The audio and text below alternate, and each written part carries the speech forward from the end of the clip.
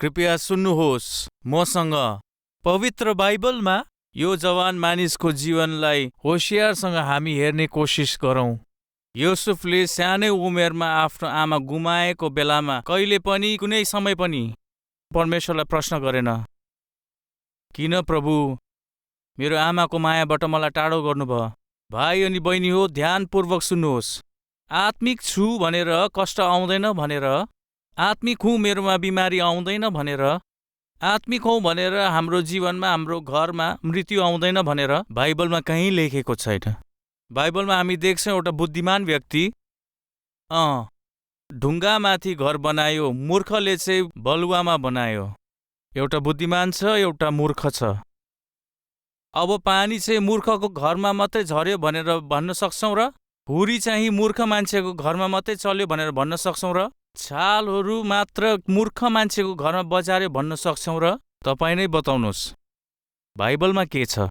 Matthew Matthew रचित सुसमाचार 7 अध्याय 24 पद पढिरहेको छु। यसकारण हरेक जसले मेरो यो वचनहरू सुन्दछ र तिनलाई पालन गर्दछ उसलाई म एउटा बुद्धिमान मानिससित तुलना गर्दछु, जसले आफ्नो घर चट्टान माथि बनायो। अनि पानी पर्यो, आँधी आयो, बाढ टक्रायो, कसको घरमा? भन्नुहोस्। बुद्धिमानको घरमा पनि पानी पर्यो। बुद्धिमानको चारैपट्टि बाढ आयो। बुद्धिमानको घर माथि नै आँधी आयो। तपाईँ आत्मिक हुनुहुन्छ र कष्ट आउँदैन? आत्मिक हुनुहुन्छ र क्लेश आउँदैन? आत्मिक भएकोले गर्दा दुःख बिमारी आउँदैन? आत्मिक हुनुहुन्छ यसै कारण कष्ट दुर्घटना हुँदैन भन्नुहुन्छ? कसैले यस्तो भन्छ भने विश्वास नगर्नुहोस्, भुल शिक्षा हो। हाम्रो मण्डलीमा आउनुहोस्, बिमारी हुँदैन। हाम्रो मण्डलीमा आउनुहोस्, दुःख हुँदैन। हाम्रो मण्डलीमा आउनुहोस्, नष्ट हुनुहुन्न। हाम्रो मण्डलीमा आउनुहोस्, आर्थिक समस्या हुँदैन। हाम्रो मण्डलीमा आउनुहोस्, तपाईँलाई रुगा सर्दी लाग्दैन। यसलाई नमान्नुहोस्, यो भुल शिक्षा हो। बाइबलमा देख्छौँ बुद्धिमान मानिस परमेश्वरको वचन सुनेर चट्टानमाथि घर बनाएको छ। यसरी घर बनाउँदाखेरि के भयो हेरौँ के छ। उसलाई म एउटा बुद्धिमान मानिस जस्तो तुलना गर्दछु, जसले आफ्नो घर चट्टानमाथि बनायो। 25 पद, बुद्धिमानले चट्टानमाथि घर बनायो अनि पानी पर्यो, कसको घरमा? बुद्धिमानको घरमाथि। अनि बाढ आयो अनि आँधी चल्यो अनि त्यो घरमाथि बजारियो। कुन घरमा? बुद्धिमानको घरमा नै, वचन अनुसार जिउनेहरूकै घरमाथि। भाइ अनि बहिनीहरू, आज तपाईँको घरमाथि पानी क्लेशको झरी झरिरहेको छ के? तपाईँको घरको वरिपरि नष्ट र कष्ट घुमिरहेको छ के? शान्ति र अनमेल ल्याउने आँधी तुफानहरू चलिरहेको छ के? तपाईँको घरमा बजारिरहेको छ के? यस्तो बजारिँदा तपाईँको मनमा एउटा प्रश्न आउला, के परमेश्वर हुनुहुन्थ्यो भने यस्तो दुःख आउँथ्यो र? परमेश्वर हुनुहुन्थ्यो भने किन यो दुःख?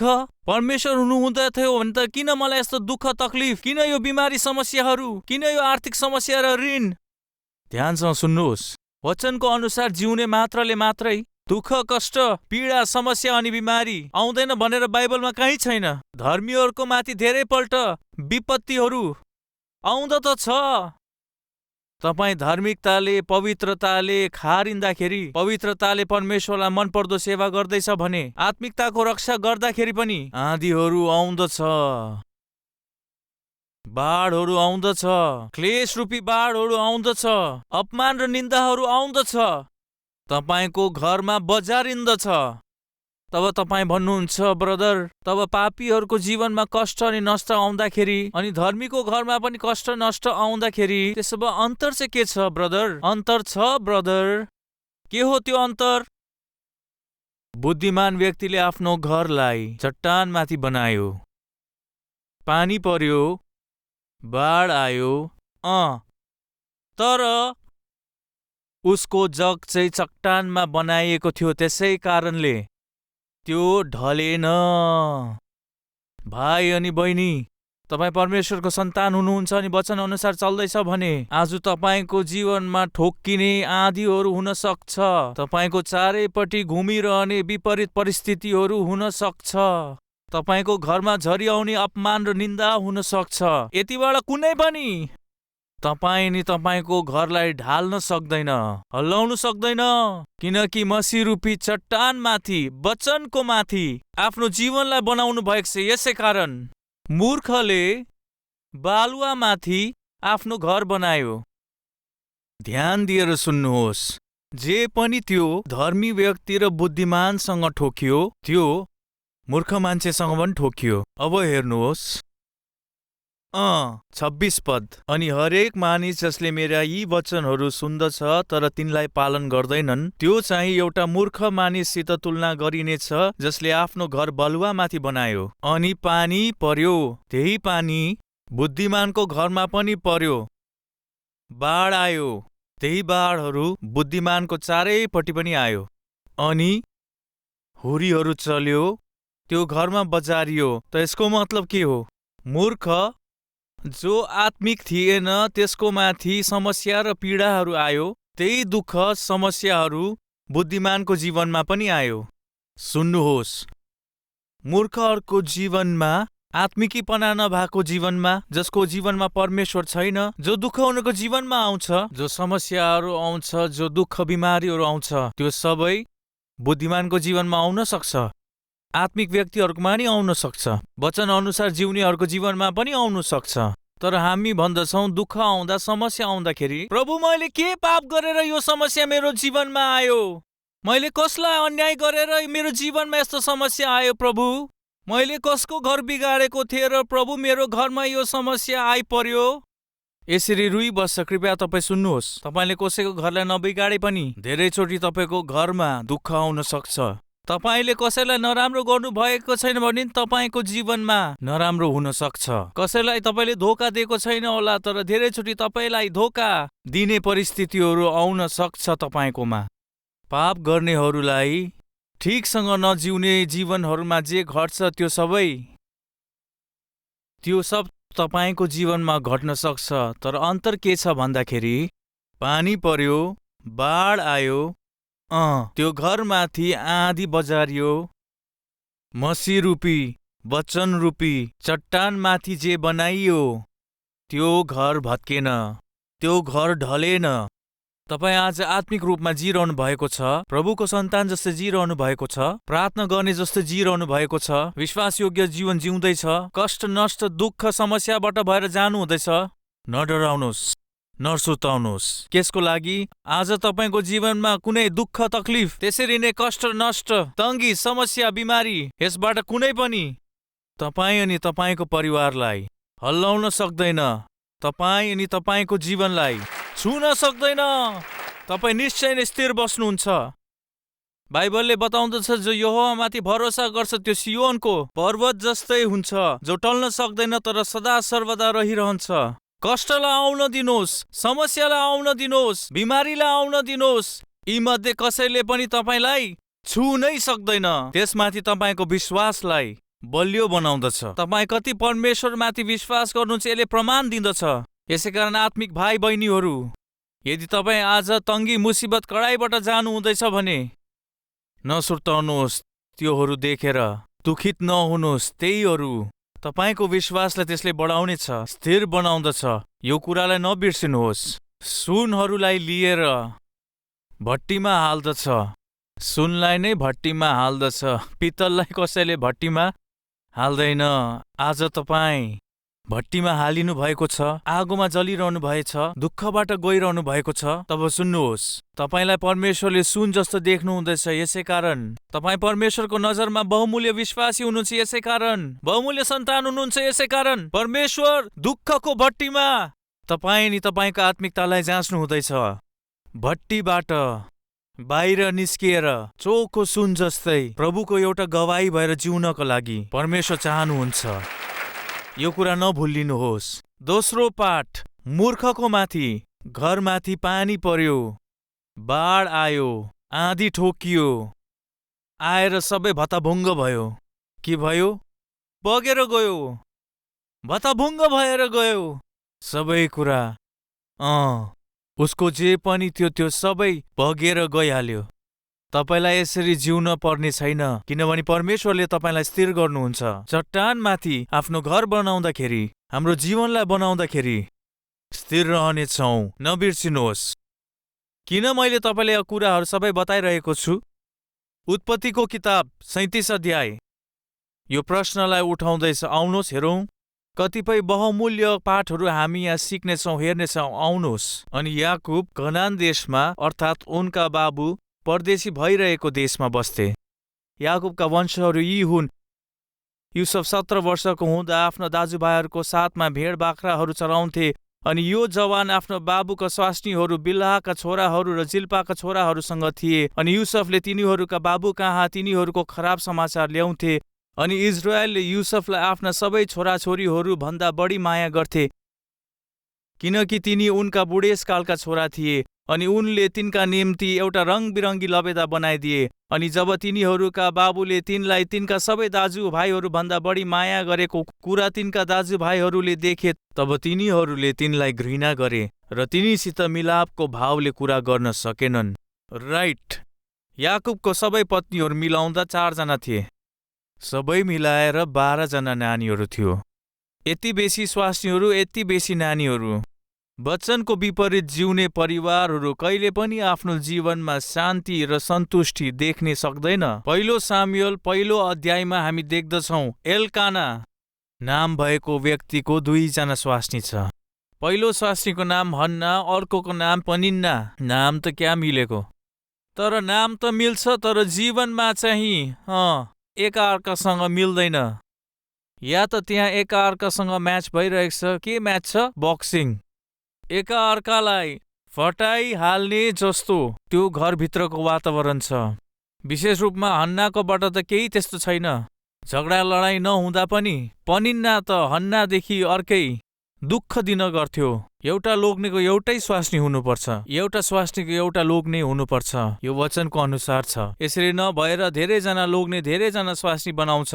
यदि एउटा मान्छेले धेरैजनालाई बिहा गर्दछ, त्यो गर्ने कोसिस गर्दाखेरि त्यो घरमा कहिले पनि राम्रो हुँदैन। नानीहरूको जीवनमा भलाइ कहिले हुँदैन।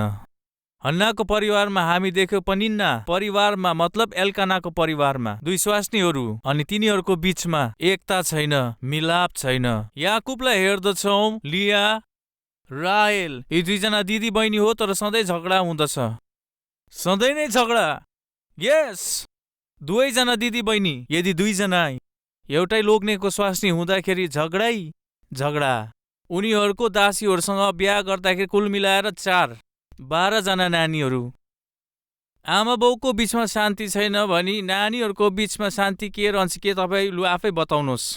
नानीहरूलाई सोध्नुहोस्, अरे किन तिमीहरू यसरी झगडा गरिरहेको छौ? यदि यसरी उनीहरूको आमा बाउले उनीहरूलाई सोद्धाखेरि तपाईँले त सिकाएको भन्छ। मेरो कुरा बुझ्नु हुँदैछ होइन? यदि नानीहरूको बीचमा मिलाप छैन, एकाअर्कासँग झगडा गरिरहेको छ भने उनीहरूलाई तपाईँले सोध्नुभयो भने किन यसरी लडेको? तपाईँले त सिकाएको हामीलाई। आमा अनि बुवा, लोग्ने अनि स्वास्नी भएर तपाईँहरू एकतामा जिउनु भएन भने त्यही प्रकारको जीवन तपाईँको नानीहरूले पनि देखाउनेछ। बाउले जसो गरेको देखिरहन्छ, छोराले पनि त्यही कुरालाई गर्दछ। यस्तो बाइबलमा छ। आमा बाउ तपाईँ के गर्नु हुँदैछ, तपाईँको नानीहरूले पनि त्यही गर्दछ। याकुबको 4 जना स्वास्नी अनि 12 जना नानी छ। त्यो 4 जना स्वास्नीहरू बीचमा याकुबलाई शान्ति अनि मिलाप छ भन्दाखेरि छैन। शान्ति अनि मिलाप रहित परिवारको अवस्था त्यस दिन याकुबको जीवनमा थियो। उनको परिवारमा उनको 12 जना नानीको बीचमा राम्ररी निहालेर हेर्दाखेरि एकता छँदै छैन। युसुफ त धर्मी थिए, युसुफ त असल व्यक्ति थिए। युसुफ ती 10 बेकामे भाइहरूसँग सहभागी नभएर अति होसियारी साथ जिएको थियो। 12 नानीहरूमा 10 अलग खालके नानीहरू छ। 11औं कस्तो हुन्छ होला बताउनुहोस् एकपल्ट। 10 जना आफ्नो हिसाबले जिरहेको छ भने त्यो 11औं त तिनीहरूसँग मिलिहाल्छ होइन र? 10 जना घुमिरहेको देख्दा त्यो 11 पनि त त्योसँग घुम्छ होइन र? 10 जना मातिरहेको छ भने त्यो 11औं पनि त मात्छै होइन र? अनि पिउने घुम्नेहरूको एकता चाहिँ मामुली खालके एकता हुँदैन, बलियो एकता हुन्छ। मान्नुहुन्छ कि हुँदैन? मत्थु अनि घुमाडेको कस्तो एकता हुन्छ। उसले फोन गर्छ, बारमा आउँदैछौ के तिमी? आउँदैछौ के तिमी रक्सी बेच्ने ठाउँमा? मेरो हातमा पैसा त छैन। अरे तेरो हातमा पैसा छैन भने त के भयो? मेरो हातमा स्वास्नीको पोते छ, आइहाल। अरे दुष्ट, आफ्नै स्वास्नीको लागि कमसेकम घर जाँदाखेरि एउटा मिठाईको बट्टा त लाँदैनौ। आफ्नो घर जाँदा आफ्नो नानीहरूको लागि पकौडाको एउटा प्याकेट त लिएर जाँदैन। आफ्नो साथीको लागि रक्सीको लागि आफ्नो स्वास्नीको पोते पैँचो राखेर उसको पेटलाई रक्सीले भर्ने कति दुष्टहरू, कस्तो एकता यिनीहरूको। सिगरेट खानेहरूको एकता, पिक्कडेहरूको एकता। तपाईँले ध्यान दिनुभएको छ कि छैन? शीतलचिनीको रुखमा किराहरू हुँदछ, कस्तो खालके? झुसुली जस्तै हुँदछ। वाउ, उनीहरूको एकता मामुली खालके छैन। सानो भाइ अनि दाजु एकअर्कासँग सुत्नु आजकल साह्रो छ। आजकल त दिदी बहिनीहरू सँगै सुत्नु त साह्रो छ। कोही लोग्ने स्वास्नीहरू त यो दिनहरूमा सुत्दैन सँगै। यस्तो पापमय दिनहरूमा हामी जिरहेका छौँ। तर यो किराहरूलाई हेर्नुहोस्,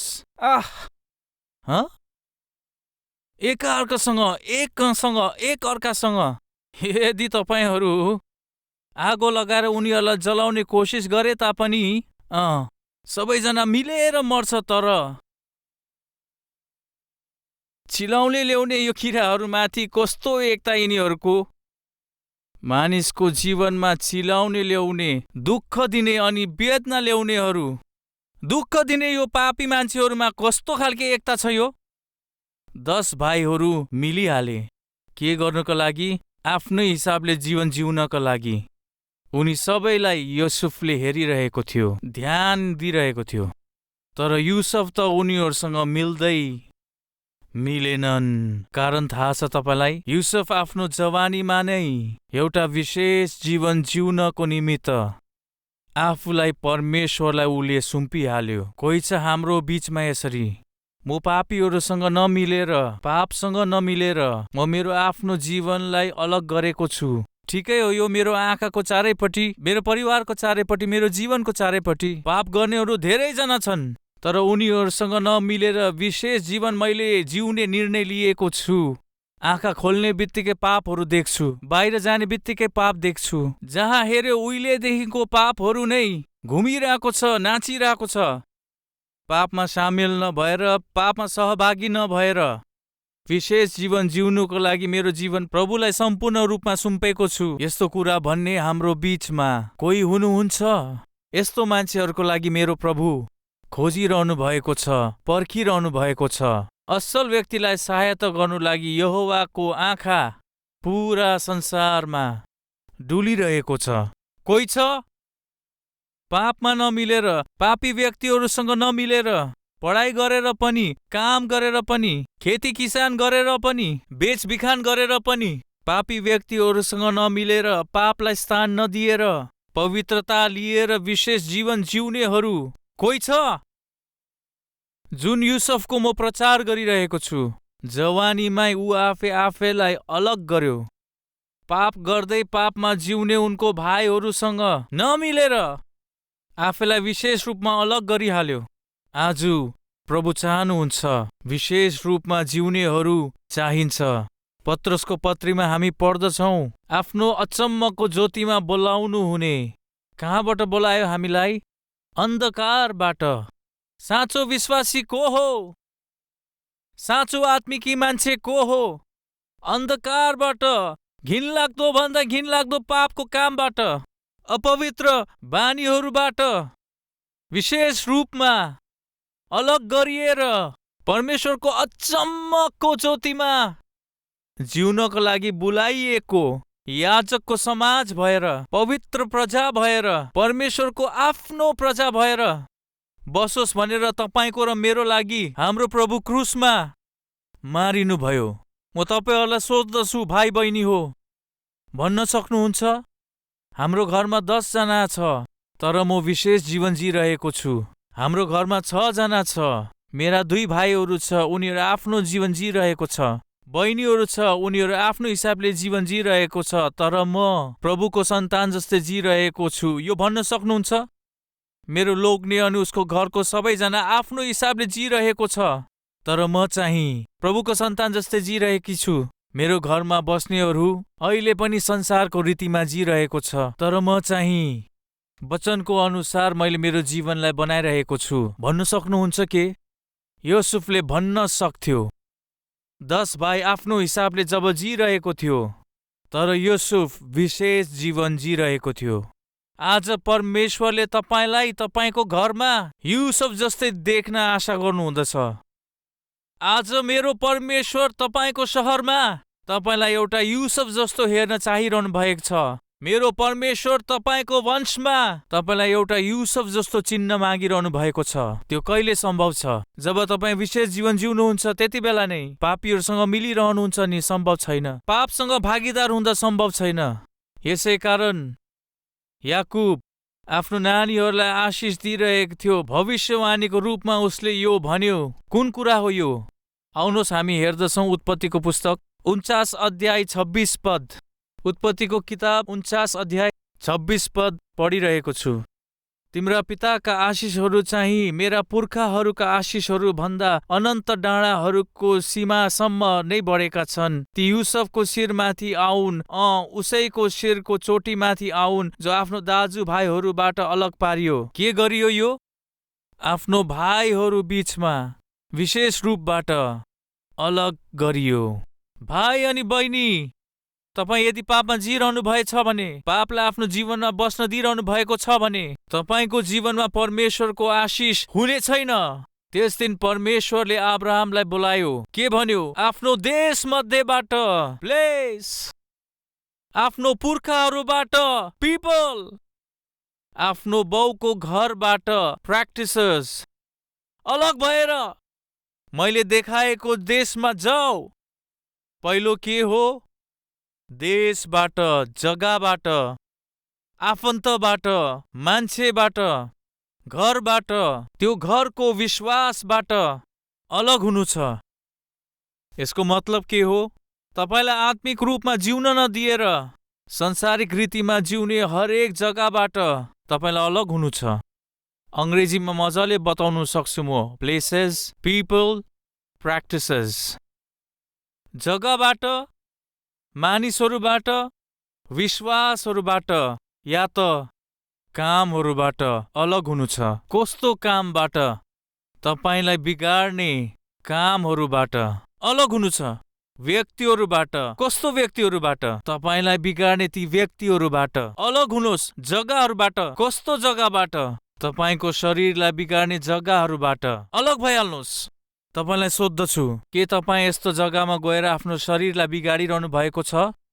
कुनै पनि जग्गामा तपाईँले आफैलाई अनि आफ्नो शरीरलाई बिगाडिरहनु भएको छ? त्यस्तो स्थानबाट तपाईँलाई अलग हुनु छ। कुनै पनि व्यक्तिसँग तपाईँको शरीरलाई बाँटेर, आफ्नो जीवनलाई बाँटेर अशुद्ध हुनु हुँदैछ के? त्यो व्यक्ति अनि त्यस्तो व्यक्तिहरूबाट तपाईँलाई अलग हुनु छ। कुनै पनि अन्धविश्वासमा, कुनै पनि अधर्म कार्यमा, कुनै पनि पापी कार्यमा तपाईँको शरीर अनि जीवनमा हुन दिइरहनु भएको छ के?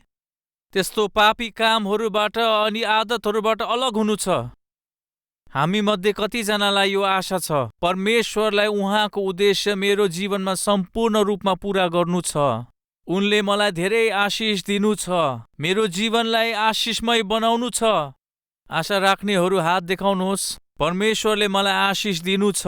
आशिषित रूपमा मलाई बदलिनु छ। आशा गर्नेहरू, त्यसो भए तपाईँको आत्मिकता अनि शरीरलाई अपवित्र गर्ने जग्गामा कुनै प्रकारले देख्ने अनुमति छैन।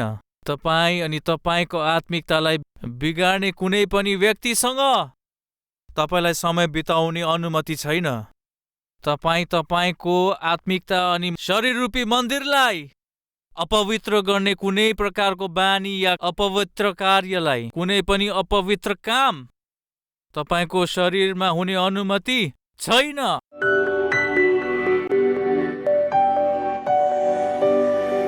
पवित्र परमेश्वर पिता, धार्मिकताले, असल प्रकारले, पवित्रताले वचन अनुसार जीवन जिउँदाखेरि पनि पानी पर्दछ, आँधी आउँदछ, हावाहरू चल्दछ, तैपनि मसीही रूपी चट्टानमा जो आफ्नो जीवनलाई बनाउँदछ, जति पनि सङ्कट नै आए, जति नै दुःख आए, जति नै समस्या आए, जति नै क्लेश आए पनि, जति नै विपत्ति आए पनि उनीहरूलाई त्यसले मेटाउन सक्दैन, हलाउन सक्दैन।